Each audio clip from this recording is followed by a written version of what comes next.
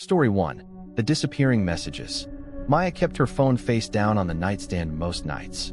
It was a habit she developed in college after too many late-night distractions. But tonight the glow from the screen cut through the half-dark of her small apartment as if it had a purpose, as if it knew she would look. It was raining so hard the street below had become a mirror, reflecting neon like smeared paint. The radiator hissed in the corner, a steady white noise that usually lulled her.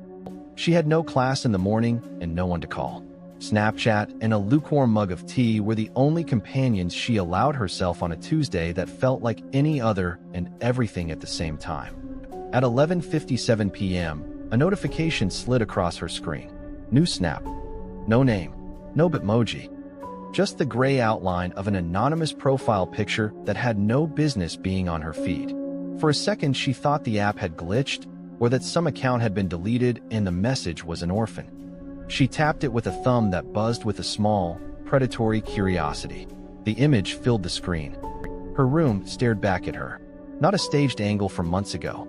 The lamp beside her bed was on. The duvet kicked back on the left side where she always slept. Her sneakers slumped by the dresser. The crooked poster she'd meant to straighten sat askew. The photo had been taken 2 seconds ago. That timestamp a small cruel number at the corner of the snap. Maya's throat closed. For 2 long breaths, she forgot how the apartment worked, where the locks were, where the windows opened, the way her own heartbeat sounded in the quiet. The back door was bolted, the hallway light turned low. She had made sure of it before she'd climbed into bed. Her fingers hovered above the keyboard. She typed, "Who is this?" No reply. The silence in return felt like a hand over her mouth. Her rational brain ran through options. Someone hacked her account, someone from a prank group, a social media worm. But each possibility did little to soothe the cold threading up her spine. The apartment felt smaller now, closer. The radiator's hiss seemed too loud, like static that could be cut with the edge of a thought. A minute later, another notification. She almost didn't open it. That second of hesitance felt heavy with consequence, like holding a key over a lock and not knowing whether it would turn. This snap was angled differently. Lower, closer. The world in the photograph had tilted. The lamp's light cast long, ragged shadows. The duvet's crumple revealed the imprint of her knee where she'd been sitting moments before. The hoodie on the floor was in sharper focus, the frayed cuff catching the light. The perspective suggested the camera was beside the bed, not from a drone, not from outside. Someone had been inches from her, behind her left shoulder. Maya pushed herself up so fast the room swam. The floor was ice cold against her feet. Her hand slid down the wall as if it needed to feel the house's bones, to confirm they were still solid. She crossed to the door, unlocked it with the practice of someone remembering the choreography, and stepped into the hallway. The hallway was a narrow tube of dull beige. No one there. Nothing but the heater vent and the muffled sound of the city's rain. Her phone buzzed again while she fumbled for the stairwell key. She didn't want to look. Even so, the habit was stronger than dread.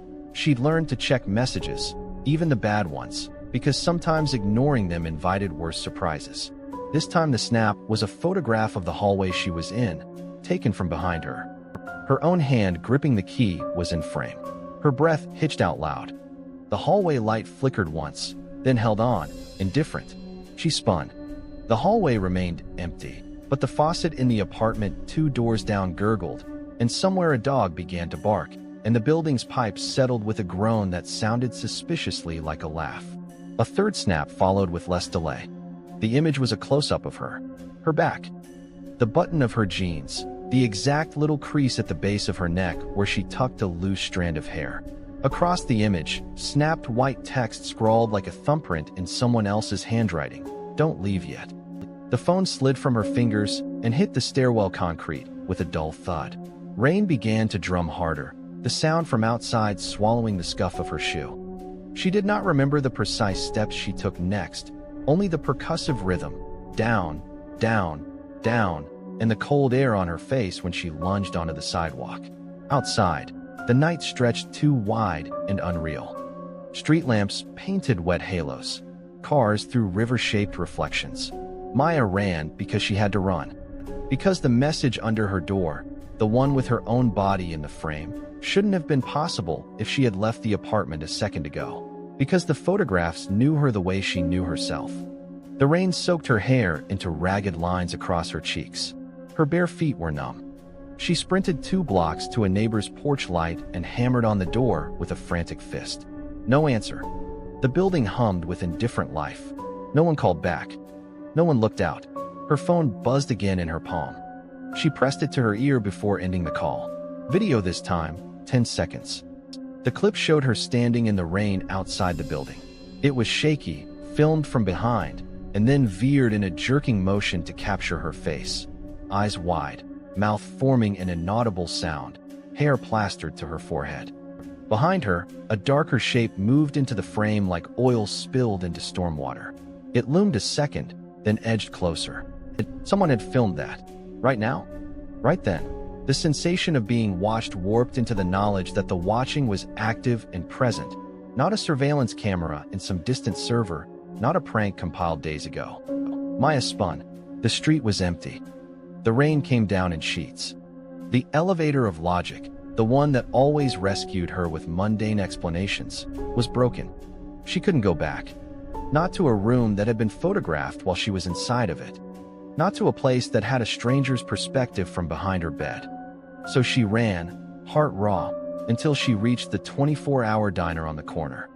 The place was a cliché refuge, neon sign buzzing, one tired waitress, coffee machines hissing like old steamers.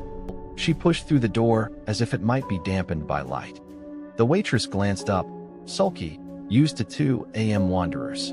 "Can I?" she started, then realized she had the pull of people she needed like oxygen. "Can I sit? Please. Call someone, anyone." The waitress shrugged, then did the smallest human thing, took pity. Offered coffee and a slice of pie like bandages.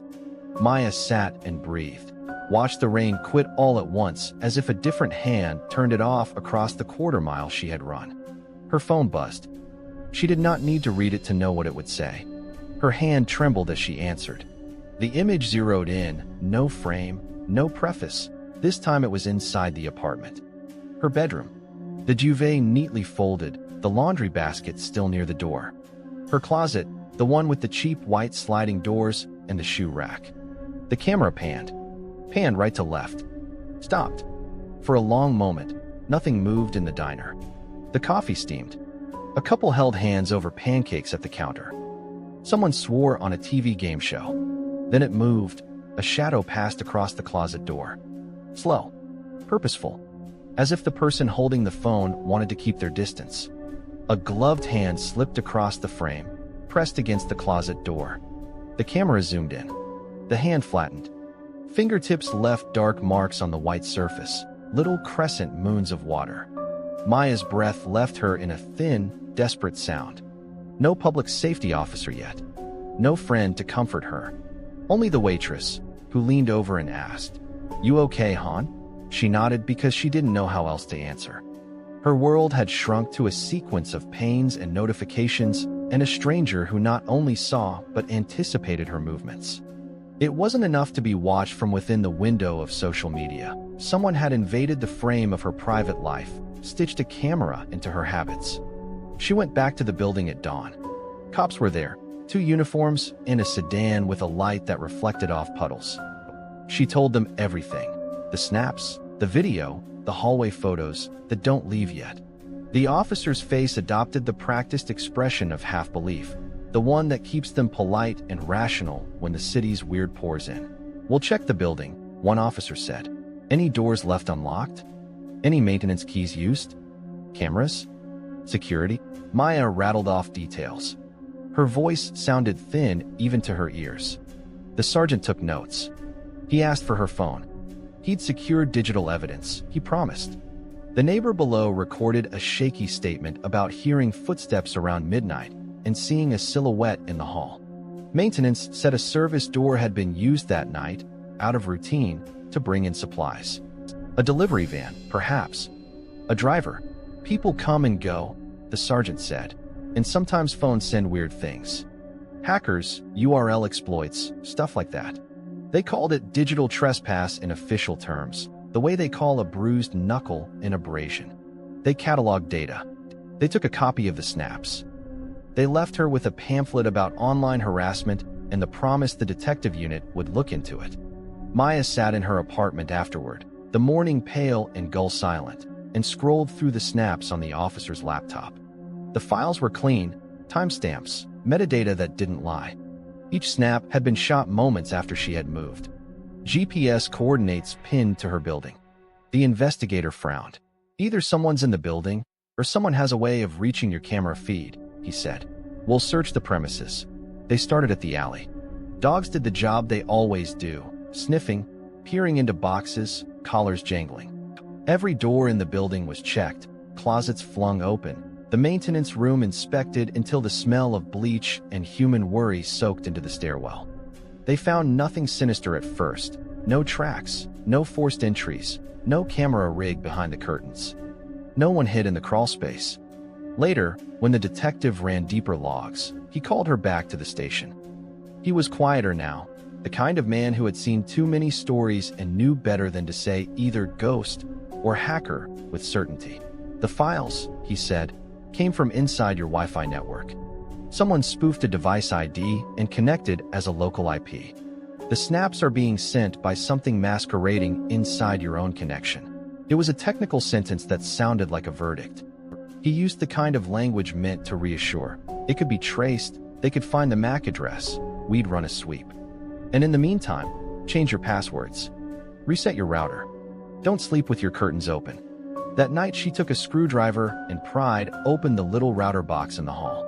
In the pale blue glow, a little white light still blinked where it shouldn't have, an LED that indicated a device connected to the network she didn't recognize. Her fingertips hovered over the paper-wrapped cable. She could cut it. She could cut every wire in the building and set herself free. Instead, she unplugged the router and slid it into the closet. She put towels under the door to block drafts or whatever else moved through. She turned her phone off. The gesture felt impossibly bold, like stepping over a cliff's edge. The dark quickly filled with small noises. The pipes, the far-off hum of traffic, a distant dog barking. She let that be her lullaby. At 3:13 a.m., a notification vibrated through the silence, so faintly she almost missed it. She reached for the phone as if the act itself were a betrayal. A single snap had come through. No image, just text on a black frame. Are you comfortable now? Her hands went numb. She deleted the message, the account that sent it, the entire thread. She typed passwords that were 12 characters long and then changed them. She installed apps the detective recommended and another one that promised anti-spoof protection. She slept a fitful 2 hours and woke at dawn with a face pebbled in sweat and the taste of fear like pennies on her tongue. The detective called again a week later. The log had turned up something vague, a device that had connected and then vanished, a signal that had hopped from one router to another across town like a migratory bird. IPs were dead ends. Cameras showed nothing. But the tech team had noticed one oddity. The snap stopped when she went to the diner the night of the storm and resumed when she returned. The phone's geolocation tied the images to the local area, to the building itself. Most likely a neighbor, the detective said, voice low. Someone with access. Someone who knows your routine. Someone who can get close. When she asked him what he feared most, he didn't hesitate. Control. The word hit her hard. This person didn't just want to be unseen. They wanted to flip her world like a dish, showing her its underside. Maya moved out a month later. She sold or gave away what she could and left the rest in a cardboard blur. Dishes, a lamp, a mattress that slept once. Her friends helped. The detective recommended moving with a buddy, someone who could do the hard thing of staying awake with you when the phone should buzz. She stayed in a new apartment 2 neighborhoods over, changed every password, threw the old router in the trash, and taped over the windows with sheets for a week. She would tell herself, in the empty seconds of a dishwasher running or the hum of a bus on the avenue, that she was safe now. That whoever had been on the other side of those snaps had lost her thread. And then, one evening, 6 weeks after she moved, her phone vibrated while she made tea. It was a different number. No profile picture this time. A message arrived. A photograph. The image was of a different room, neatly set, unfamiliar, and in the frame was a small, folded blanket she did not own. The timestamp stamped it as just now. In the bottom corner, a tiny reflection in a window, an outline she knew too well. Someone had taken her life apart, piece by piece, and stitched it back into pictures. They had discovered the seams. Maya killed the phone, smashed the battery out with the kitchen hammer, and watched the pieces glitter there on the counter, empty as a broken planet. She understood then that deleting accounts, changing routers, police reports, even moving, none of it erased the fact of being known. Some things, once you've seen their eyes, do not unsee you. You can change the locks and tape the windows, but the camera lives in the small, loose openings, a neighbor who knows the timetable of your breath, a ghost of a signal in the wall. You can leave a place, and the person who watched from inside it will always have a map. Maya left town a year later. She carried nothing she hadn't owned before the snaps, not even the memory of the images that had once held her awake at 3 a.m. Yet sometimes, in the little pauses of life, when a pigeon drops its shadow on a window or a bus hisses to a stop, she feels the outline of an eye where nothing should be and the impression of a photograph already composed. On the edge of her new life, she made room for one rule: never sleep with the curtains open, even when the light is kind. Never let any camera see you alive in your own bed. And whenever anyone asks how she knows, she tells them a small, simple truth. Once the frame is broken and the image appears where it should not, there is no erasing the knowledge that someone else can look inside. She never saw the account again, not on that phone, not on another. But every so often, she receives a different kind of message, not on her social feed, not a picture, but in the noise of the world. A truck idling too long around the corner, a knock at a door that sounds practiced, a delivery van that seems to map her route. They are minor things, and they keep her moving, keep her from making herself a steady target. But when she thinks about those late-night snaps, the mundane photograph of a tossed-out hoodie, the close-up of the crease at the base of her neck, she cannot help the impression that the person who sent them sat where she sleeps now, and that the camera had no hands. And if you ever get an anonymous snap, she tells herself, not because she is brave, but because she knows what not to do: don't look. Don't respond. Most importantly, don't stand still. Because the picture you get will always be the one someone took of you while you were still. Story 2. The face and the filter. Ryan wasn't much of a social butterfly, but Snapchat had always been his outlet. He wasn't posting epic adventures or glamorous selfies like some of his friends. He preferred the absurdity of filters. Dog ears, rainbow vomit, face swap with random objects. It was stupid, mindless fun, and for a guy who spent most evenings alone in his apartment, it gave him something to laugh at. It was a Friday night in late October, and outside, rain hammered against the windows of his third-floor walk-up. The building wasn't old, but the creaks in the floorboards and the hum of the radiator gave it a restless character. Ryan had planned to binge-watch something on Netflix, but a Snapchat notification drew him in, and before long, he was snapping weird faces at himself, experimenting with every filter. At first, it was normal, a pair of floppy bunny ears, then the baby face filter that made his cheeks impossibly round. He recorded short clips, sending them to his group chat with the caption, "Friday night vibes, I'm thriving." The replies were instant. "Bro, what are you doing with your life?" "Ryan, you look like a cursed toddler, I can't." "Keep them coming, I'm dying." He smirked. The night was dull, but at least he was entertaining someone. Then it happened. He switched to the popular face mapping filter, the one that adds exaggerated makeup, sparkling eyes, and butterfly wings to anyone in frame. The filter automatically scanned for faces in view. Usually, a single white mesh grid appeared over his face before the effect applied. But this time, another grid appeared. Behind him, Ryan blinked, leaned closer to the camera. The grid was unmistakable. Snapchat had detected a face. Except, he was alone. He laughed under his breath. Weird glitch. To test it, he panned the camera around the room. Empty couch, empty armchair, bookshelves, blank wall. No one else there. But as soon as he swung the camera back toward himself, the second grid snapped into place. Always in the same spot, hovering just over his shoulder, half in frame. Ryan recorded a clip and sent it to his friends. "Yo, check this out. Snapchat thinks there's someone behind me." The responses were immediate. "Ha ha ha, nah bro, your apartment haunted. Look at the grid. It's locked on something. Glitch. Chill. Ryan wasn't chilled. Something about the precision unsettled him. Snapchat filters weren't perfect, sure, but the grid only appeared if it recognized key features. Eyes. Nose. Mouth. A face. Still, he shook it off. Okay. Calm down. Just a bug. But he couldn't resist testing it again. He switched to another filter, the classic dog one. The ears and nose appeared on his own face as expected. And right behind him, faint but visible, another set of ears floated in midair. Drooping dog ears, with no head to hold them. His grin faltered. "This is so messed up," he muttered. He set the phone down, walked to the kitchen, poured a glass of water. "It's late. I'm tired, the app's bugging." But when he returned, his phone buzzed. A new snap from an unknown account. No username, just a blank profile. Hesitant, he opened it. The photo was his living room, taken from the corner of the ceiling. A high angle, as if someone had crawled into the farthest shadow to snap it. Ryan's throat went dry. He hadn't taken that picture. He double-checked the username. Nothing. Just a gray placeholder. He tried to reply, but the option was grayed out. The account didn't exist anymore. The rain outside grew heavier, pounding the windows like fists. The radiator hissed.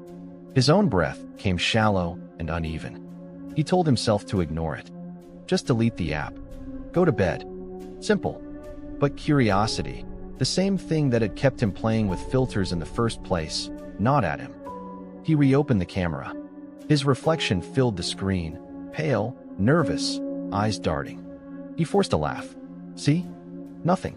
Just me." And then the grid appeared again. This time, Snapchat locked faster than ever. The second face aligned so perfectly that the app immediately applied the filter, sparkling cartoon glasses and a giant fake mustache. Ryan froze. The glasses didn't hover in empty space. They fit someone. A faint outline shimmered into clarity, like the suggestion of a face slowly surfacing from water. Skin pale as candle wax. Hollow sockets where eyes should have been. A grin that stretched far too wide.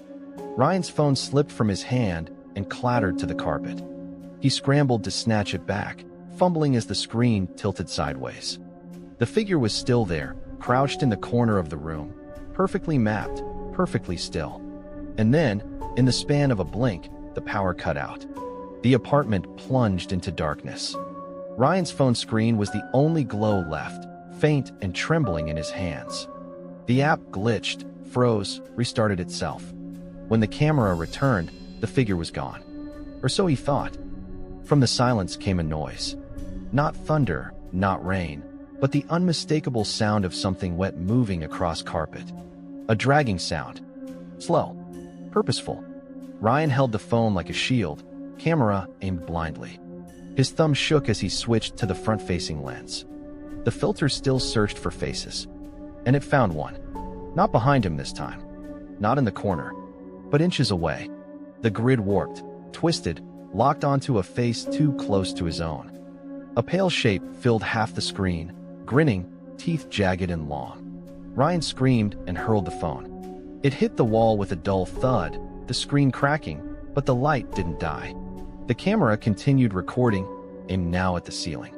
The grid was still there, shifting, flickering, as if something unseen leaned over the phone, studying it. Ryan didn't wait. He bolted to the door, fumbled with the lock, flung it open. The hallway was pitch black, the emergency light dead. Rain still hammered outside, but the sound was wrong, muffled, distant, as though he were underwater. Behind him, the phone buzzed. A new notification. A snap had been sent from his own account. Heart racing, Ryan dared to glance back. His cracked phone screen glowed in the dark. A message notification appeared, directed to all his contacts. It was a photo. Of him. Not running, not screaming, not alive. Just him. Sitting cross-legged in the corner of his living room, pale and grinning, with teeth too long, too sharp. And the caption written across it, "Filter unlocked." Story 3. The live story that shouldn't exist. Samantha had a habit of scrolling Snapchat before bed. It was a pointless ritual, but it helped her wind down. Every night, she would lie under the covers in the dim glow of her phone, thumbing through friends' daily updates, selfies, blurry concert clips, the occasional cat video. That night, rain whispered against her window, steady and soothing. Her room was warm, lit only by the lamp on her nightstand. She should have been asleep already. It was past midnight, but the silence of the house felt too heavy, and the glowing screen was a small comfort. She tapped into the Discover section, watching public stories. Celebrities, sports highlights, strangers at house parties in other states. It was noise, nothing more. Then a story popped up she didn't recognize. No username. No avatar. Just a single word, home. The thumbnail was black, almost featureless. Samantha hesitated. Snapchat didn't usually show nameless stories. Maybe it was a glitch. Maybe someone hacked her app. Still, her thumb hovered, and, against her better judgment, she tapped. The first snap began to play. It was a shaky video of a hallway. The camera moved slowly forward, panning across the walls. The quality was grainy, like it had been filmed in near darkness. Samantha frowned. The wallpaper, a faded floral pattern with small cracks running along the edges, looked familiar. Too familiar. She sat up in bed. Her stomach tightened. Her own hallway looked just like that. Same wallpaper, same scuff marks near the baseboards. No way, she whispered. The video ended before she could process it. The next snap loaded automatically. This time it was a still photo. A bedroom. Her bedroom. She stared at the screen, mouth dry. There was no mistaking it. The same posters pinned unevenly on the wall, the same crooked lamp by her bed, the same pile of laundry she'd been meaning to put away. The photo had been taken from the corner of the room, as if someone had stood there watching her. Her breath caught. She glanced up from her phone, eyes darting to the far corner. Empty. She swallowed hard and looked back at the screen. The story wasn't finished. A new snap appeared. It was a photo taken from inside her closet. The slatted doors were open just enough for the camera to peer through. And there she was, visible in the photo, lying on her bed, phone glowing in her hands. Her vision blurred with panic. Her phone trembled. There was a caption scrawled across the bottom of the image, "Don't turn around." Samantha froze. Her body screamed at her to look, to check the closet, but fear rooted her to the mattress. Her heart pounded against her ribs like it was trying to escape. The closet was only 6 feet away. The sliding doors were shut now, or at least, they looked shut. Hadn't they been cracked open earlier in the photo? Her mind raced. Someone was in the house. Someone was hiding in her closet, filming her. The thought was so absurd, so impossible, that her brain rejected it. But the evidence glared from her phone. She needed to move. Needed to call someone. Her thumb fumbled for the power button. She tried to exit Snapchat, tried to switch apps, but the phone froze. The screen glitched, flickering between her camera and the story. And then the story replayed from the beginning. The hallway. The bedroom. The closet. But this time, the images weren't the same. The hallway shot was darker, as if the lights had been switched off. The bedroom photo showed her sitting upright now, phone clutched to her chest, the same way she sat in real life. And the closet photo, her stomach lurched.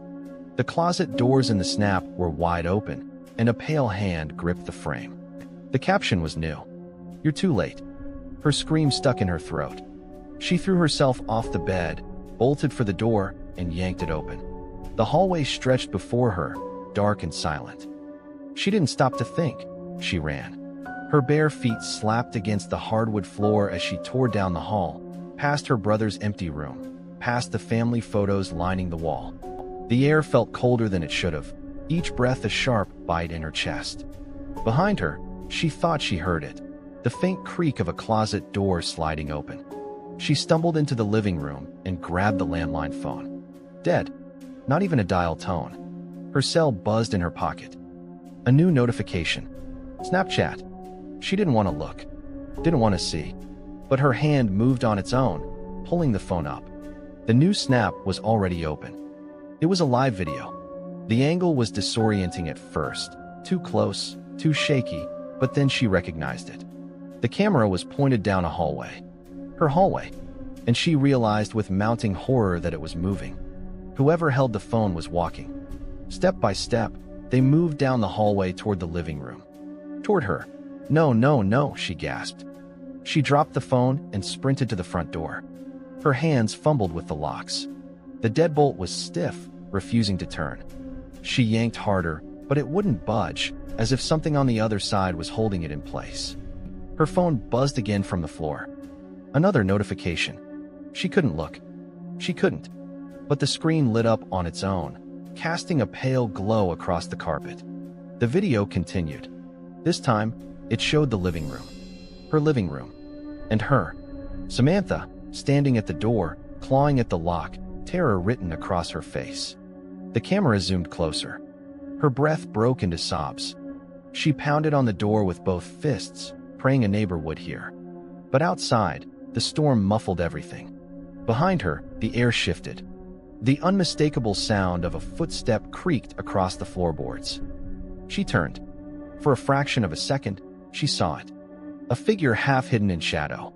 Its face pale and indistinct, its eyes hollow, its grin stretched far too wide. And in its hand, her phone. The story ended. When police arrived the next morning, the front door was still locked from the inside. Samantha's phone lay on the living room floor, screen shattered. Her bed was empty, her closet doors wide open. No one ever found her. But sometimes, late at night, a strange public story appears on Snapchat. No username. No avatar. Just the word, home. And those who tap it swear they see the same thing. A hallway. A bedroom. A closet. And a caption waiting at the end, "Don't turn around."